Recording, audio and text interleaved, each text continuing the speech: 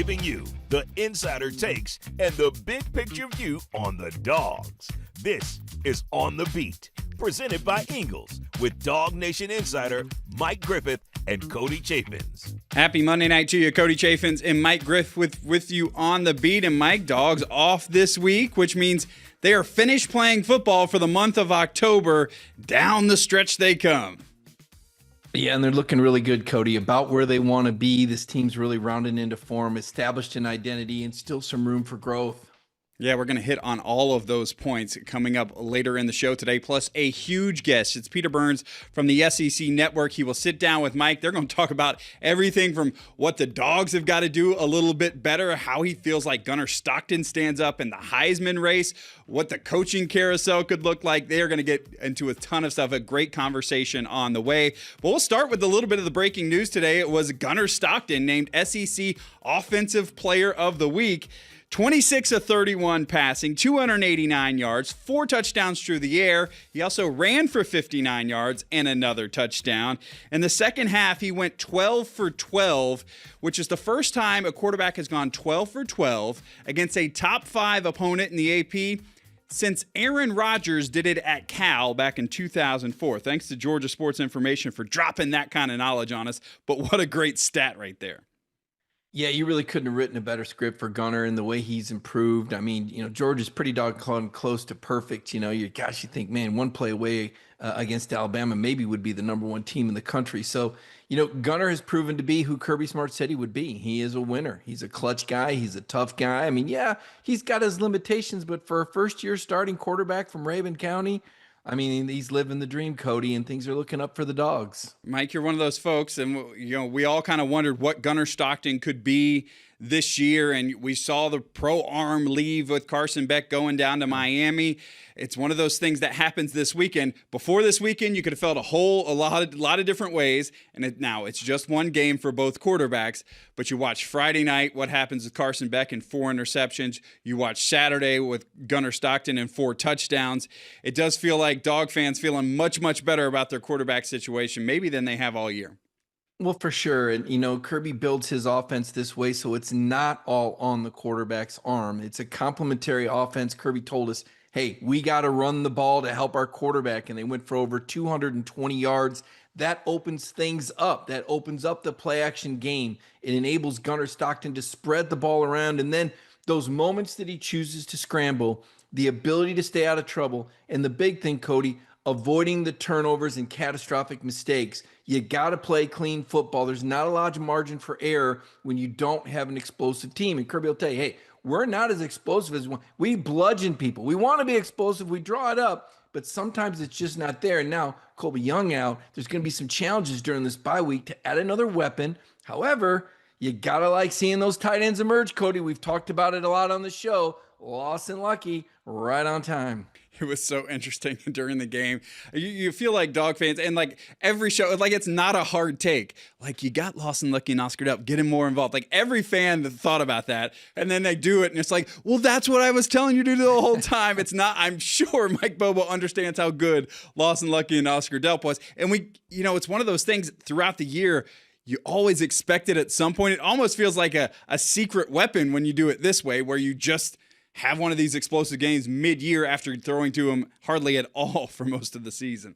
Well, it has to do with what the defense is doing, and it had to do with how Ole Miss chose to defend Georgia. And when you're able to run the ball that well, you're bringing guys closer to the line of scrimmage. You're putting those tight ends in there. And then when they release off the block, whoops, they're throwing it to them.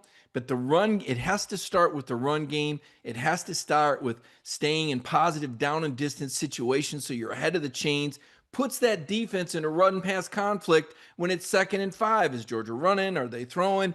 This makes it hard for the safeties and the linebackers. And Mike Bobo, like a chess master, he sets all this up. He sees what they're doing. He tells Gunner, hey, if they line up like this, we're doing that. And it worked like clockwork. Cody, Georgia's offense scored on every single drive. I'm not sure, and I haven't checked it yet, but I don't believe Todd Monken pulled that trick of scoring on every single drive in a football game. Georgia scores on the first 8 drives. Of course, it's not every drive because you kneel down the end, which is you bogus. can't count. You right. can't count. So they hadn't Cody. done that. They hadn't done that since 2016. So there you go. Todd Monken never did that in his time at Georgia. It is something this team has not done a lot of. Now, you had to keep scoring because Ole Miss kept scoring. Kirby Smart, you kind of mentioned the quote from Kirby Smart. We will hear from Kirby Smart here where he talks about what this team is. Take a listen. Yeah, I think that's the hardest part for us is that who we are is, we've talked about it, this methodical, bludgeon you, heavyweight boxer that just wants to box with you, and then try to knock you out in the fourth. Well, that's hard to do when that scoreboard's lighting up, because every now and then, everything's not perfect. And all of a sudden you end up in a third down, and all of a sudden you got a punt, or you got to go for it on 4th and 1 or 2. You can't live in that world. You to play like we're playing offensively, which in this game was incredible. You got to get some defensive stops, and we didn't do that well.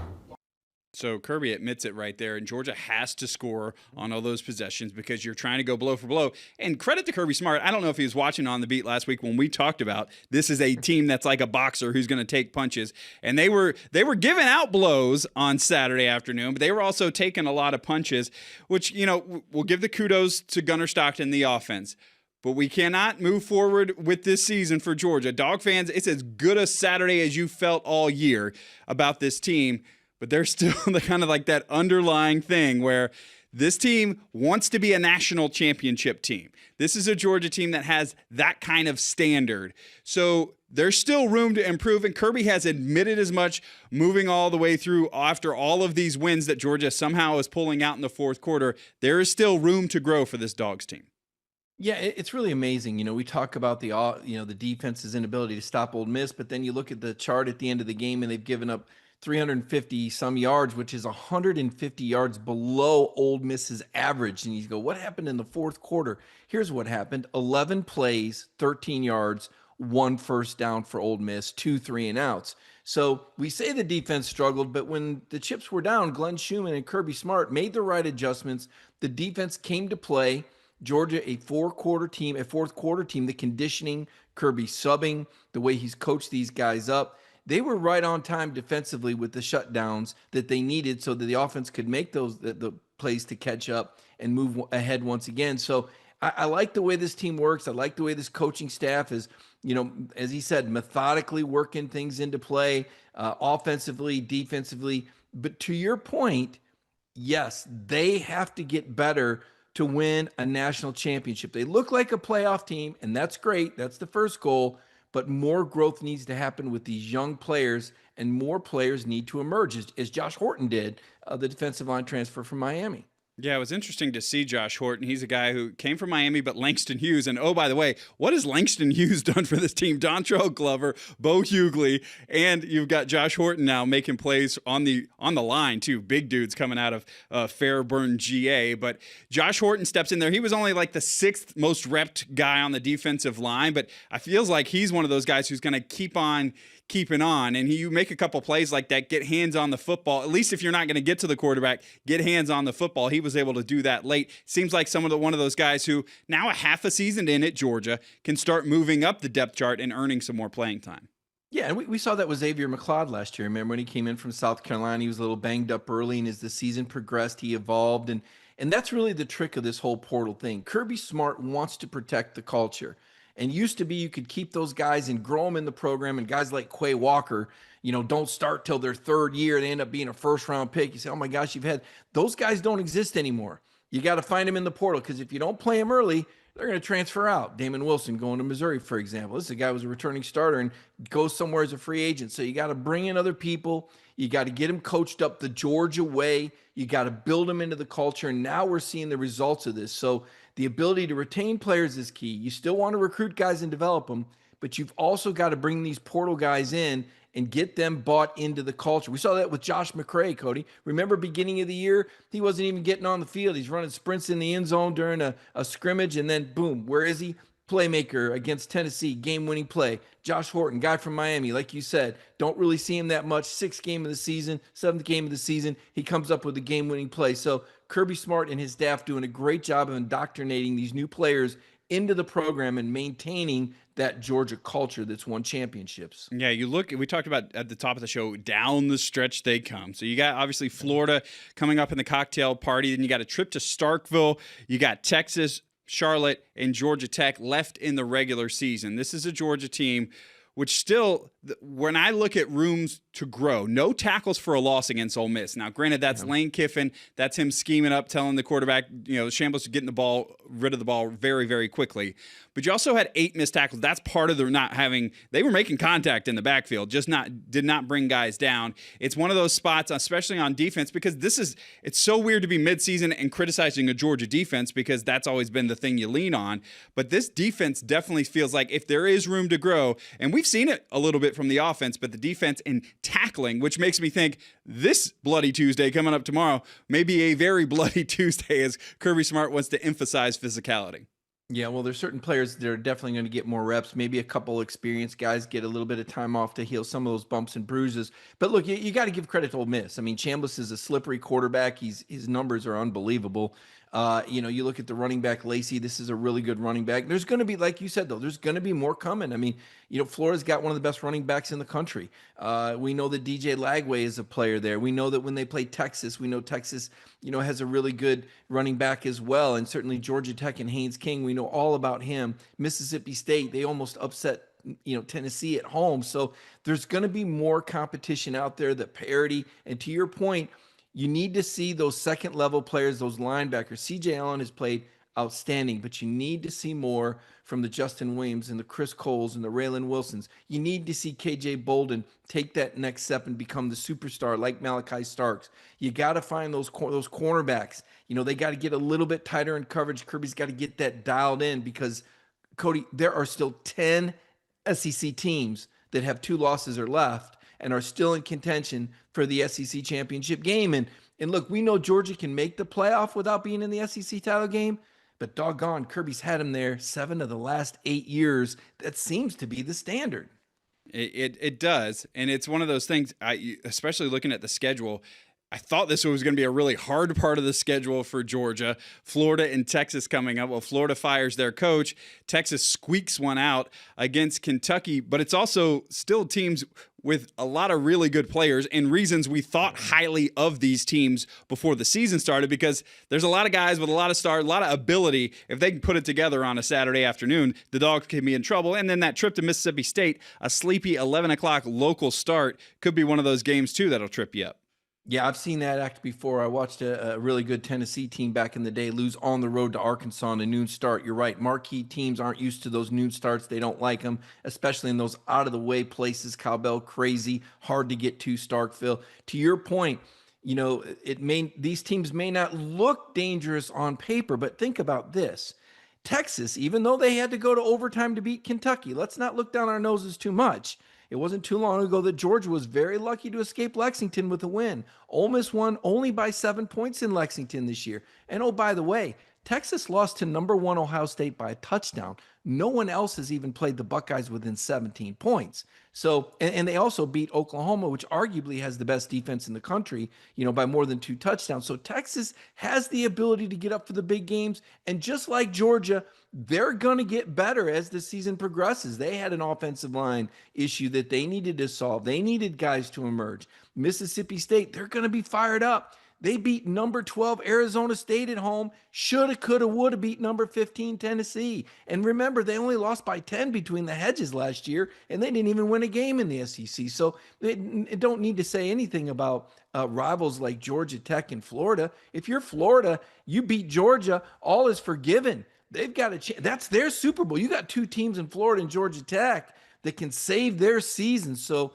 there's a lot of challenges ahead for the Bulldogs. And sorry if there's any Charlotte fans out there. You're just a really weak and convenient opponent that'll give Georgia a chance to rest up before the Yellow Jackets. 49ers using all of Mike's rant right there as bulletin board material when they come to Athens on That's right. On November 22nd. When you get the bye week this week, it is a time to heal up bumps and bruises.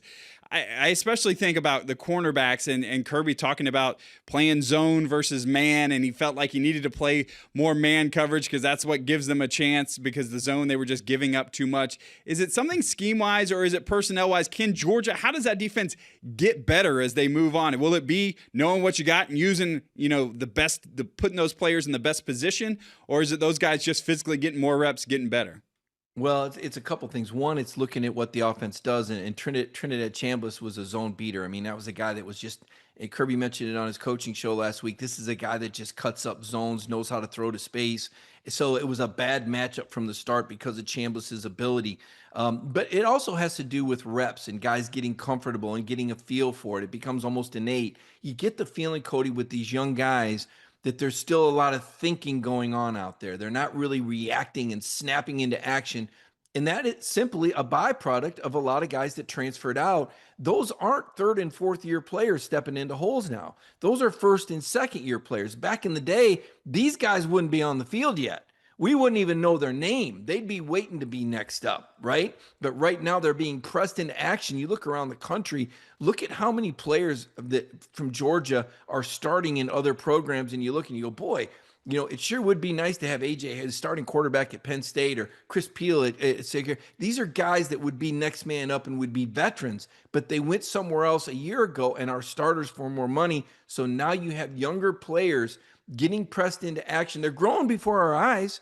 I mean, we saw some good, great. Look, Ellis Robinson's coming around. I think we would all admit that he has gotten a lot better out there. Dalen Everett, I think he's a steady veteran. I don't know that he's having his best year, but it looks like he's starting to step up. He made a very timely play against Ole Miss. So there's a lot of good things that are happening in that secondary. It's just taking a little while.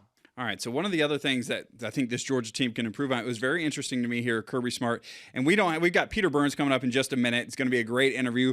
We want you guys to stick around for that, but because of that, we didn't have a whole lot of time in the show for boots on the ground, but I give you a little boots on the ground that I saw Saturday, and Kirby Smart was never more flustered or flabbergasted or upset than he was. And then after Georgia kicked the second kickoff in a row out of bounds, it was one of those things that he could not stand it. If I show you the video, you can see Kirby. He looks at Kirk Benedict, who is the special teams coach, and Kirby takes the headset off. He just crosses his arms. You see him right there? I can't believe this. That's the second one. And Kirby, after the game, mentions the fact that, do you know the percentages of scoring from the 25 versus scoring from the 35? So there's a little thing. If we're going to talk about how this team can get better, there's one little thing right there. Let's kick the kickoffs in bounds.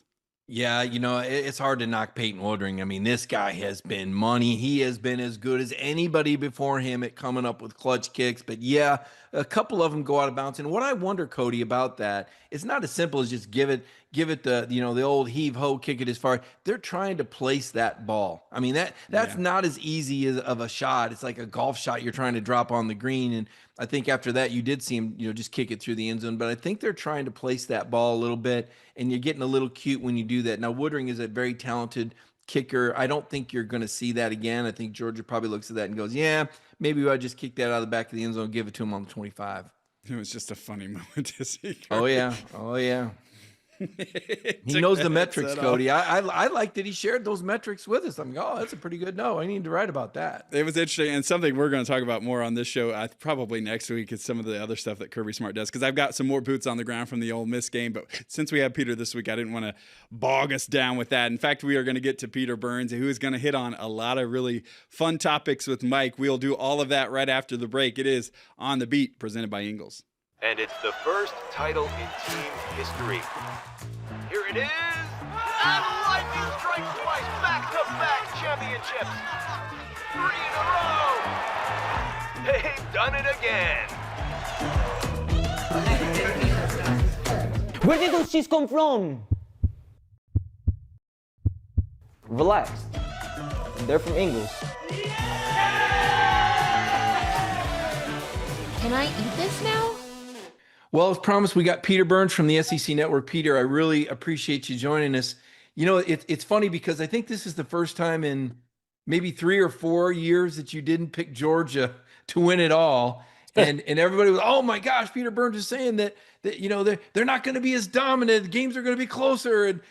And that's kind of what's happened. But here's Georgia 5-1. So let me start out with asking you, Your preseason thoughts on Georgia to where they are right now, and what you would say about where the Bulldogs are entering the bye week.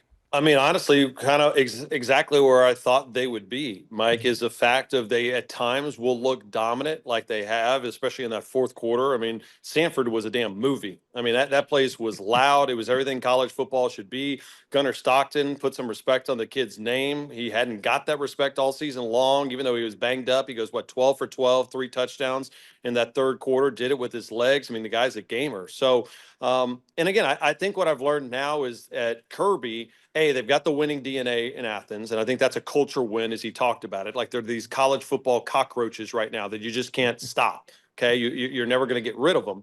But I think what it comes into now is almost like wartime generals, where they have a plan, but if something happens in the theater of war, like they can assess the battlefield and make changes. And I think that's exactly what Glenn Schumann and this team is doing in the second half. Is they've got a bunch of young guys. They see how the flow of the game is going, and then they make adjustments, and they continue to be, I mean, as dominant in the second half as anything. And I think that's the mark of a better team, is someone who can say, all right, we're doing this wrong, we need to adjust. That's a credit to why they're in the thick of things. Yeah, to your point, 54% of the roster, first or second year guys. And Kirby told us now the dynamic with this portal is the middle of your roster is gone. So you have to coach up the bottom of the roster. So those young guys that you were talking about had to grow really fast into the offensive line with the injuries, a little bit on the defense as well. You know, we saw the transfer, Josh Horton from Miami, Georgia's transfer starting to step forward. So as we fast forward into the future, I had a little exercise on our ajc.com website where I ranked the difficulty of the remaining games. And I know that you don't have that right in front of you. So I'll tell you that. I do. And the hardest okay. one is our hardest one is Georgia Tech. You think so? Okay. Let me hear you rank them. Yeah, you go back and look at last year in that game and go into 15 different overtimes, and albeit still for Georgia, they knew they had opportunity to go to Atlanta, so it wasn't the end all be all. But that's a talented team, and Brent's done a great job over there in Atlanta. So I think that's the scariest opponent they have. I mean, if you tell me right now I can play Texas or I can play Georgia Tech, I'd rather play Texas, because I've seen nothing that makes you think that this is a team that has a great offensive line, that Arch is this complete difference maker. I think they're talented, but they're not nearly as good as the Georgia Bulldogs. So, and the fact that you get them in Athens, hell yeah, I have that. So again, I think the trickier part of this game coming up is I think at Mississippi State is going to be even trickier than Florida in Jacksonville. I mean, no offense, but I mean, we saw it. If Billy Napier and those guys couldn't get it done, do you think they're going to get it done now without Billy and them kind of rallying for him? I don't see that to happen. I think that's one of the reasons why I think Georgia is a college football playoff team. Very interesting. A lot of different ways to look at those games, when they play them, how they play them, who they play the week before. But I think you're right that between those four teams, I do think, though, because Georgia doesn't have that talent disparity, we just can't put in permanent marker a win, even in Jacksonville, a team that beat Texas, and who knows how DJ Lagway plays that day against Texas, that has the bye week going in, that they played Ohio State within 7. No one within Big Ten's played Ohio State within 18. Yeah. And you point out Georgia Tech in last year's game and everything that Key puts into it, and Mississippi State, a team that took Tennessee into overtime. So, I'm with you. I think those are all going to be really challenging games. Now, when you look at what Georgia needs to do in your mind to go from a playoff team to a possible national champion, what do you need to see from Georgia to believe that they could make that full run? Because we know that's two different things, making the playoffs and then getting to the championship game and winning. Yeah, or is somebody, whether it's scheme or a player that steps out, can they affect a quarterback early in these games, right? And we give credit to Glenn Schumann, and rightfully so, of him and Kirby and that brain trust of being able to adjust. But you can do that against an Auburn team, right? You could do that against a Kentucky or other squads, or But if you do that in the college football playoff against an Ohio State or a Miami or an Oregon that gets in there, can you afford to get back and behind 10 points, against a college football playoff squad? So again, they know more football in their pinky than I'll ever know. But I do think that now that Kirby trusts some of these younger guys to make plays, and they are making some of these plays like they did in the fourth quarter, sky's the limit for the squad. Yeah, Georgia's resiliency has obviously been the story here. You It's pointed in out their DNA. They have a culture of winning, and we in the transfer portal world, Mike, you and I have talked about it, and you've been great on this point about the transfer portal. Seems to be it's a bunch of mercenaries, but the one thing that Georgia can do is build upon their tradition and to build upon, like, when you walk into this building. I'm not lucky to have you. You're lucky to be a member of the Georgia Bulldogs. And with that comes a responsibility. You're going to work your ass off. And that's what Kirby has done. And that's the reason why Kirby wins these games. And I look down the road at Auburn, and Hugh Freeze doesn't win these games, right? That's a struggle that they're having to deal with. Brian Kelly's the same way, right? I mean, like, there's not a lot of culture left in some buildings. I think Athens is number one on that list. Yeah, in the process, the way Kirby talks about every play. So when it's the fourth quarter to the Georgia Bulldogs, it's just the next play. But for Trinidad Chambliss, it appeared that the news tightened a little bit. And oh my gosh, I missed a couple throws because of the moment. So outside of Georgia's run back into the top 5, even with all the attrition, losing their starting quarterback, losing another 13 guys to the NFL, what's the story of the year for SEC football? It's parity. I mean, the fact that we've got College game day, Mike, going to Missouri, Vanderbilt, and not like in week 1 or week 2, like we're okay, it's kind of a week. We're talking in the heart of conference play in week 9 that they're going to Vanderbilt. It goes to show you that there's parity in college football. Right now, we did a deal on me and Chris Doring on our show this morning that was talking about how many playoff potential teams that you could see, not who we think are going to get there, because I think we're only going to get 4, maybe 5, but how many teams are still alive? We're in week 9 and think there's mathematically still 10 teams that I can make an argument like, hey, if it breaks a certain way, you could be a college football playoff squad. So, I mean, parity is clearly the number one thing. And these high dollar quarterbacks haven't necessarily lived up to the hype. Now, Garrett Nussmeier, partly because they don't have an offensive line. Same thing with Lenore Sellers. They don't have an offensive line right now. Arch Manning, same thing, no offensive line. So you can spend all your money on these great wide receivers and retaining talent at quarterback. If you don't have an offensive line, it doesn't mean crap here in college football.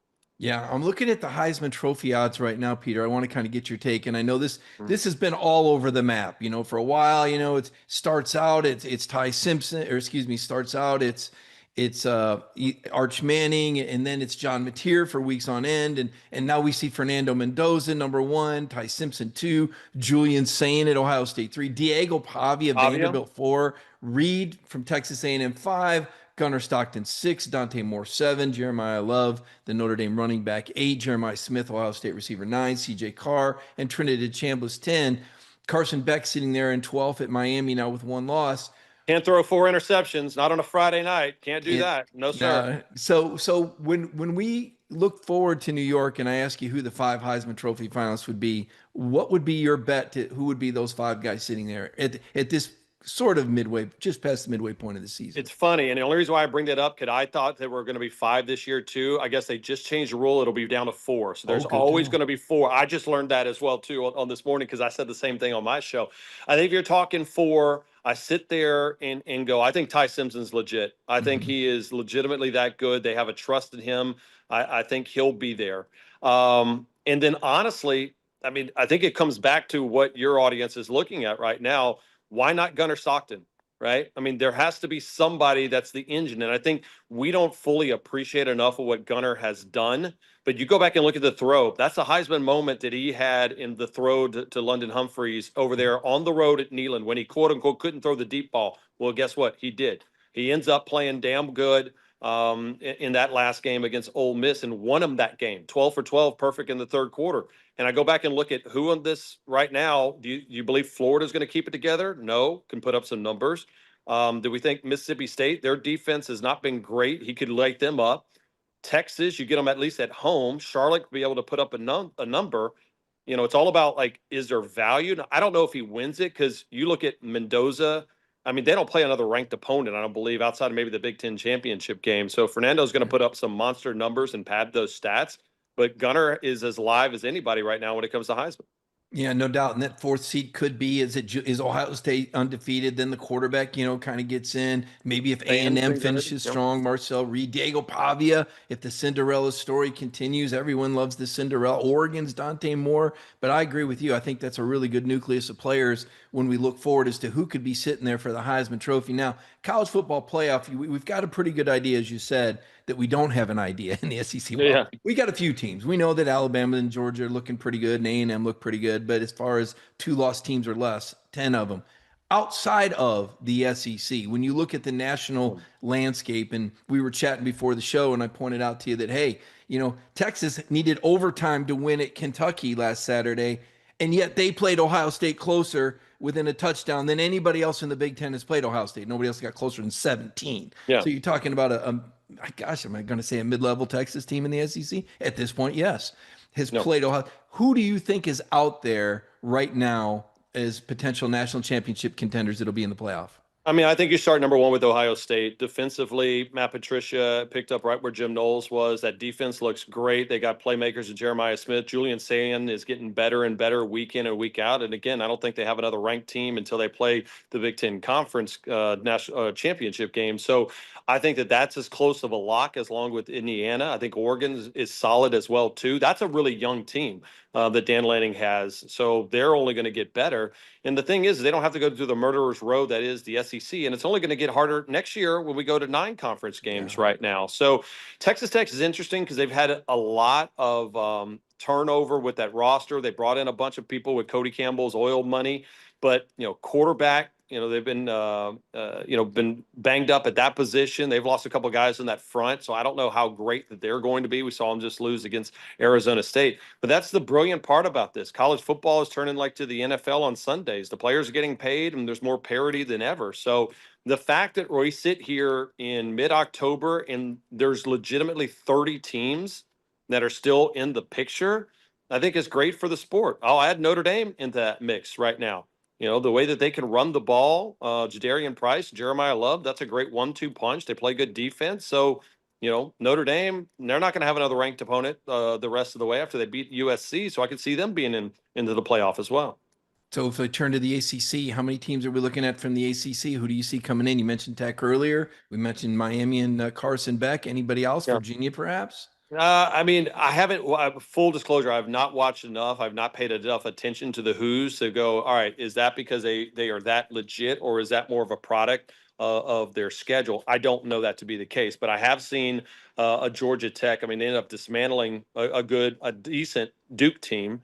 And so I think that they looked the part, and they got Haynes King, the former, A&M quarterback, who has just found a real good home over there. So, I mean, Florida State's done, Clemson's done, Virginia Tech's not a part. Louisville is an interesting thing. Jeff Brom has done a great job over there at Louisville, and that was a big victory that they had against Miami, and he's not afraid of anybody. So, and look at SMU, Rhett Lashley's still, fighting. So they're intriguing, but again, I go look at the ACC and I look at the Big Ten, and you think that Georgia has to face an SEC schedule versus what these other yahoos and other conferences are doing. It's a joke. Yeah, it is quite a bit different. And of course, Miami in there with Carson Beck. I wonder if they lose in it. We'll find out how they handle I think that was the best thing to happen to Carson Beck in Miami. Like I said it after week 1, the best thing that happened to Alabama was losing to Florida State, because you realize you're not going to go out there with the Alabama and those colors and that brand and just roll the ball out and win in 2025. Like, you're the hunted still. And guess what? That was the best thing to happen to them. They realized that, hey, man, we can't just show up. I think Miami just showed up thinking that they had already made it. Louisville punched them in the mouth, and I think they ultimately end up responding. Yeah, I think you're right. I think we'll see Miami probably win out. Now, this coaching carousel, we've never seen anything like it. I wrote at the beginning of October when Sam Pittman gets fired in week 5, I'm saying, oh my goodness. I mean, this is the nicest guy on the planet in maybe one of the toughest situations, and the rug gets pulled, and now Billy Napier. And so we have these openings, and this is a byproduct, obviously, of this NIL roster management era. Got to get these guys out, got to try to secure the roster, retain, etc. When you look at the Florida job, when you look at the Arkansas job, there's rumblings that there could be a change in Auburn. Who are some of the coaches that we could see come down to the SEC? We know James Franklin's out there. We know Clemson's disappointed with Dabo Sweeney. Are there young coaches on your radar? You mentioned Jeff Brom. I know he played at Louisville, but he certainly looks like an excellent coach. What are some of your thoughts on some of the openings and the early firings? Yeah, I mean, think about Alex Golish and the job that he's done at South Florida. I mean, not only do you have to win, but you have to kind of show. I think now people want a little bit of what Spurrier had at Florida, which is, hey, have a little bit of fun. Hell, we see that with Eli Drinkwitz. I mean, he's not afraid to kind of chirp at people, and I think that's part of what college football is about, right? Like, have a little bit of fun. I mean, winning is tough. You should enjoy it a little bit more. So. I think Golish is one of those guys. John Summerall over at Tulane has done a great job. We might see his name. I'll throw a name out that it's going to be kind of interesting to see kind of going forward is what do you end up doing with Gus Malzahn? I mean, does Malzahn take a look? I mean, does he have some Arkansas ties back in the day that you might say, maybe Malzahn might be a part or at least a play caller? I don't know. I will say this, though. I know a lot of people, like especially with the Florida job, are going to talk about Lane Kiffin. And I know that there's a lot of buzz around his name right now. I'd be disappointed, frankly, if he ends up leaving and he doesn't stay in Oxford. Like, remember, they just end up having the documentary about his daughters, making him cry to stay at Ole Miss. And then even Lane himself tweeted out the week ago, like, hey, if you keep going and chasing things, you're missing things in front of you. Like, you have an opportunity to change Ole Miss football forever. You're never going to be the best coach ever at Florida because guess what? Steve Spurrier and Urban Meyer were there. You're never going to be the best coach over at Alabama because Bear Bryant and Nick Saban were there. Like, be the best coach somewhere in a transfer portal world. Like, leave a legacy, and I think that's what Lane can do. And I hope that he ends up ultimately staying at Ole Miss. Peter Burns, he's leaving a legacy for the SEC Network, and we're so thankful that he joined us today. Peter, thank you for all your time and your insight. I really enjoy your programming and your takes. It's a lot of fun, man. Thank you, Mike. I appreciate it. Go Dogs, all right? You got it. Appreciate it. Peter Burns. Thank you, Mike. Really good stuff right there. You heard Peter Burns say it. He is looking forward most to Georgia and Georgia Tech coming up at the end of the regular season. It's going to be a fun one, and it's one of those games where, believe it or not, you can still get tickets to. Now, here's the thing. We told you, we've been telling you about this game for a couple weeks, how the tickets are online at mercedes-benz.com/events. With both of these teams ranked in the AP top 10 right now, the tickets are going to be going fast. It's one of those times you got to act now, and you probably should have acted when we told you about this 2 weeks ago. But Georgia and Georgia Tech, for the first time, clean old-fashioned hate inside Mercedes-Benz Stadium. It wasn't 15 overtimes last year, but we did get clean old-fashioned 8 overtimes where the Dogs came out on top. Could this be a college football playoff, essentially, game for Georgia Tech and Georgia as they look forward? So this is going to be a fun one. Haynes King, Brent Key against Kirby Smart and Gunner Stockton. Going to be a great game. You can get your tickets now. Mercedes-Benz.com/events is where you can buy those tickets. Mercedes-Benz.com/events. This is the Georgia football family answering the call for Coach Mark Richt. Coach Rick's just a pillar in the community, and he's meant so much to me in my career. It's the Chick-fil-A Dog Bowl, helping raise money to fight Parkinson's and Crohn's. It's been amazing how much fun everybody has. Coach Kirby Smart, his players, and UGA legends all coming together. If Coach Rick was doing this in the Middle East, I'd be there. You can help by donating at ricksdogbowl.com. All the proceeds for this event will go to the Isaacson Center for Neurological Disease Research. And you can watch it on October 22nd at 6:15. DawgNation is going to stream the event live. It's the Chick-fil-A Dog Bowl. Tune into it, watch it, but support it. Donate. Take a bite out of Parkinson's and Crohn's. So wherever you are watching this broadcast tonight, be sure to be back here at Wednesday night. It's the Chick-fil-A Dog Bowl. We've been there. Mike, you and I have been there. It's the third year going on. It's so much fun to watch the players enjoy it. But my favorite thing is watching Coach Richt and him interacting with his former players. We heard from David Pollock in the spot there. The Davids are there. Stinch is there. It is always just so much fun to watch the love that's still in this UGA family. It's really incredible, Cody. There's nothing like it anywhere else in the country. It's so special, and the way Kirby embraced this. And, I'll never forget talking to Coach Richt about it and saying, hey, just ask Kirby to talk at your press conference. He goes, you really think he'd do that? I said, gladly. I said, he wants to step aside, and we did. We've seen Kirby embrace it and bring all the players out. You know how Kirby is just so dialed into every minute of every second of everything the players do. And he's saying, you know what? We're going to put these guys on a bus. We're going to take them to the bowling alley. We're going to dedicate a night. And not only is it a great event for Coach Richt and the charities, but the players really enjoy this. This has become a thing. This has become a team chemistry thing for Kirby Smart. So just an incredible happening, and so proud that DawgNation has been a part of this, and so pleased that Coach Richt reached out to us. Really shows what the Georgia football community is all about. Yeah, it's going to be a whole lot of fun. And like you said, if Kirby's allowing you to do it, the fact that he is embracing this with how, forward thinking and just locked in that he is during the season, it tells you what he thinks about Mark Richt and how important he is. So going to be a fun one. So 6 o'clock Wednesday night, it'll be the DawgNation YouTube channel. If you're not subscribed, subscribe, notify. So when we go on, because we're going to be on earlier than we are like on the beat night at 7 o'clock, be sure to watch there. Brandon Adams will be there wandering around, finding folks to talk to, getting Bulldog stories, and we'll see which players on this year's team. It's been Warren Brinson who's taken home a belt the last couple of years. We'll see who takes home one of those fancy belts this year. Now, we didn't have time for Boots on the Ground, a full Boots on the Ground this week, but we heard Peter Burns talk so much about what's going on with coaching candidates, and so I really wanted to get Mike's take on this. We'll do it with Mike's 30,000-foot view.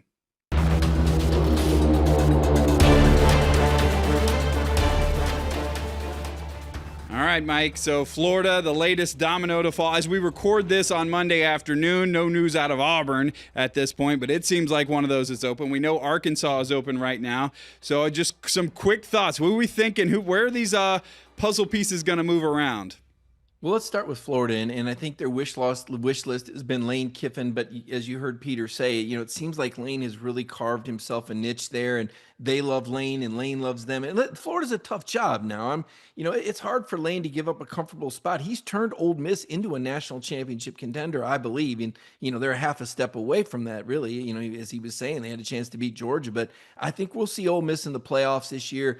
I think Lane's going to stay, though. So there's two ways they can go here. We heard Peter Burns mention Alex Golish at South Florida. That's the in-state guy that's kind of got it going in one of those medium-level programs. Maybe he's the up-and-comer that takes the next step. Or do you get an established coach like a James Franklin, who's been in the SEC before? He turned Vanderbilt into a top 25 team. Or does Dabo Swinney decide he wants to come back to the SEC? Things not working out well for Clemson. Dabo hasn't forgotten how to coach. They just don't have NIL money. Florida does. So those are the two names I look for there. But the interesting thing to me here is that South Florida looks like the kind of job that a guy like Glenn Schumann would plug into, because you can win there and launch into a major job. So to me, the chain reaction is what matters here. Is Glenn Schumann ready to leave Georgia for the right job? Could it be South Florida? Now, Auburn, that looks like a foregone conclusion. There's been a lot of rumors. I've talked to sources. They say, Coach Freeze's health may be a little part of this. That may be why he's kept us into such perspective. They may already know that they're not going to keep Hugh Freeze, barring an amazing and startling turnaround, which Auburn is capable of. They've been capable of winning all 4 of these SEC games they've lost. I don't think it's going to happen. I think he'll be out. You heard Peter Burns drop Gus Malzahn's name. That was the guy that could beat Nick Saban. Do you reach and get Gus Malzahn back there? Or once again, there's the James Franklin card. This is a guy that made it very clear. It wasn't a coincidence, Pete, that he came off the sideline to go on the game day set and tell everybody how excited he is and wants to coach again. So is he auditioning for a job in the SEC? I wonder. Arkansas, a little bit different. Bobby Petrino has had the Hogs playing pretty doggone good, and Jerry Jones likes him. If Bobby Petrino can just get a little bit of momentum, you wonder if Arkansas makes the easy hire the guy. And yeah, we know he was a bit of a villain in Atlanta. Things didn't always work great off the field, but we've seen people with a lot bigger skeletons in their closet come back to this league. I think if Petrino can get a marquee win, he could be a guy that they would keep there because he knows offense and he's got a dynamic quarterback. Yeah, very interesting there. All right, you mentioned Lane Kiffin for Florida. One of the other coaches who I'm wondering, is it time he makes a move? Eli Drinkwitz is one of those guys who's done what he's done at Mizzou. Is one of these spots the right spot for him if he was going to leave Missouri? I think he would be interested, but I don't think I don't think he's the hire. And don't get me wrong, I do think he's done a good job at Missouri, but he hasn't gotten over the hump, and he does have a lot of good things going for him. I think Missouri, get ready for this, is an easier job than Florida. When you're coaching at Florida, you're in a fishbowl, man. Everybody is right on top of you. And you think about it, you go, well, they got all those players. Well, they do, but they got all those schools too, Cody. You got USF with money now. You got UCF with money. You got Florida State trying. You got Miami buying up Carson Beck and any player they want. That is a really difficult job under a great deal of scrutiny with what I believe are unrealistic expectations. Look, there's a reason why Florida hadn't won an SEC title until the evil genius went there, Steve Spurrier. He's one of a kind, man. You're never going to see Florida win 6 out of 12 SEC titles and 4 SEC championships in a row and appear in 5 SEC championship games in a row again. Not happening. Yeah, Urban Meyer did it, but my goodness, the headlines and the off the field, Florida doesn't want that culture. Not going to go for that sort of figure that's going to bring that. It's going to be really hard to find a guy that can win there and do it consistently the way that Florida wants to win. Yeah, one of those things. If Lane Kiffin, the way he has played Georgia the last couple of years, if you're a Dog fan, I'm not sure you want to play him on the on that permanent schedule moving forward. You mentioned Gus Malzahn, which made me think of another name, which could be a fit maybe at Auburn or Arkansas. Rhett Lashley, who's over at SMU, got them to the playoffs last year. He, of course, he's a protege of Gus Malzahn. Could he be one of those names that scoots in there? Played at Arkansas, of course, coached at Auburn. Yeah, absolutely. And I heard his name earlier when the drums were beating for Billy Napier earlier in the year. Then he beats Texas and things kind of quiet down a little bit. Then he loses to A&M and he wins at Mississippi State. And they say, get this guy out of here before he saves his job again. If he upsets Georgia, we got to keep him. That's pretty much what happened. Now, there's one other piece that could move. And let us see what happens at LSU with Brian Kelly. How do the Bayou Bengals finish the season? And does Brian Kelly end up on the move at Penn State? Yeah. Perhaps another SEC school. And if the LSU job is open, I'm just throwing it out there. I'm not saying it's going to happen. But let's remember, Nick Saban said there was only one job that he ever regretted leaving. Only one. And it was LSU. Or is Coach Saban happy on the set? His wife says, oh, we're happy. We want to let the baby coaches. Come on, Miss Terry. There's nothing babyish about Kirby Smart and Lane Kiffin. You're talking about a 49 and 50-year-old man, for goodness sakes. I, for one, want to see Nick Saban return. I think the ego will eventually win out. If not this year, next year, he takes care of himself. He's getting a 10,000-foot view on what it takes to win, how to organize things, whether he hires a general manager. You go to a school like LSU that has the resources and will put all the money behind it, and if Nick Saban thinks he can win a title, I think the Eagles is going to be too much for him to turn down. He is a name I had written down here, and that is one of those drums you've been beating for a couple of years now that Nick Saban will be back in. He will be talked about, no doubt, in this coaching carousel. Now, the other thing you mentioned is Glenn Schumann, who would have been, it seems like maybe a hotter commodity a year ago, but still I think a lot of folks want to take what Georgia's doing and move it forward. But one of the other assistants that comes to mind, too, is when is this guy going to get his first head coaching job? Could a place like South Florida or one of these other dominoes that comes open be the one? And that's Buster Faulkner at Georgia Tech, who it just seems like a matter of time before he gets tabbed as a head man somewhere. Yeah, I'm not sure that the SEC is the waters you want to bring Buster into. I think he needs to prove it somewhere else. I think the thing about Schumann I think is interesting, and you've been in the television industry for quite some time, but I'm watching the replay of the Georgia Ole Miss game, and they've got a split screen of Lane Kiffin and Glenn Schumann.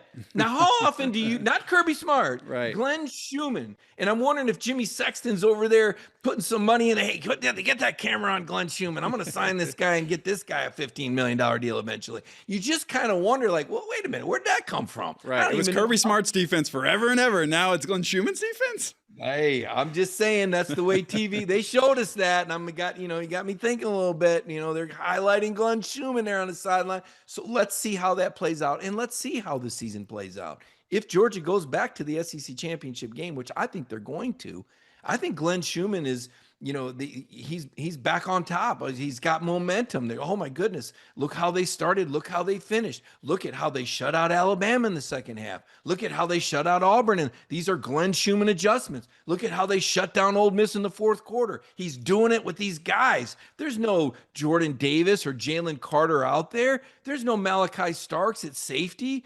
There's no Eric Stokes or Tyson Campbell on the corner. Glenn Schumann's the reason this is happening. So I think Schu is going to have enough momentum that if he wants to leave the school, he could. And if the right job opens up, he would almost have to, a la Dan Lanning. really interesting. The other part of this is we're seeing, and these coaches have all, Napier, the Arkansas job comes open so early that do they hire somebody so early? You got the early signing period, now in December that you got to worry about. And how does that change? Even if a coach doesn't physically move to Gainesville, Florida, is he thinking there? Does that affect the current program? Because you talked about it with Peter Burns. So many SEC teams are still in the mix. How could a coaching search? How could that change the dynamics places? That's something I do wonder about. Yeah, that's a really good question, Cody, because back in the day we watched Kirby Smart coach out his title at Alabama before. I don't think you can do that now.